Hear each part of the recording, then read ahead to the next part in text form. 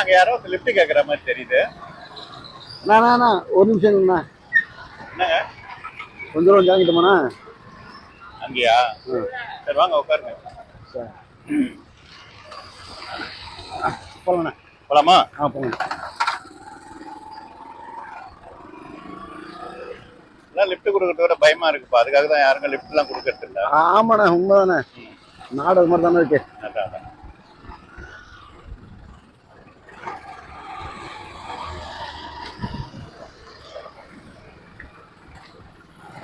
என்னண்ணா இவ்வளவு பொறுமையா போயிட்டு இருக்கீங்க?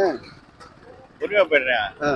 ஏமா நீ வண்டியில ஏறணுன்றதுக்காக நான் பறந்தா போக முடியும்? இல்லண்ணா பொறுமையா போனா பின்னாடி வரவங்களுக்கு ரொம்ப டிஸ்டர்பன்ஸா இருக்கு இல்லையாண்ணா? பின்னாடி வரவங்களுக்கு டிஸ்டர்பன்ஸா இருக்கா? என்ன டிஸ்டர்பன்ஸா இருக்கும்?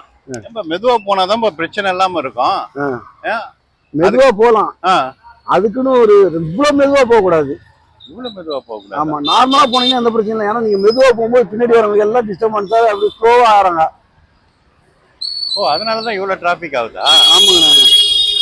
இது எனக்கு தெரியல. நான் என்ன நினைச்சிட்டேன், மெதுவா போனா ஆக்சிடென்ட் ஆகாது, யாருக்கும் எந்த இடைஞ்சல் இல்லைன்னு. நான் பொதுவாவே யாருக்கும் இடைஞ்சல் பண்ணாம போனோம்னு நினைக்கிறேன் தம்பி. அதனாலதான் நான் 20ல மெதுவா போயிட்டு இருந்தேன். ஆனா நீங்க சொன்னதுக்கு அப்புறம் தான் தெரியுது, நம்ம ஒரு ரோட்ல 20ல போனோம்னா அடுத்தவன் நம்மளுக்கு பின்னாடி 20ன்றது அவன் 15-10ல வரும்போது ஒரு நெரிசல் ஏற்படுது.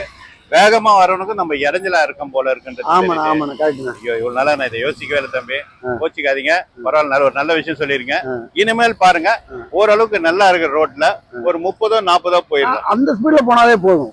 ஓகே தம்பி. இப்ப பாருங்க தம்பி, நம்ம ரொம்ப நன்றிண்ணா.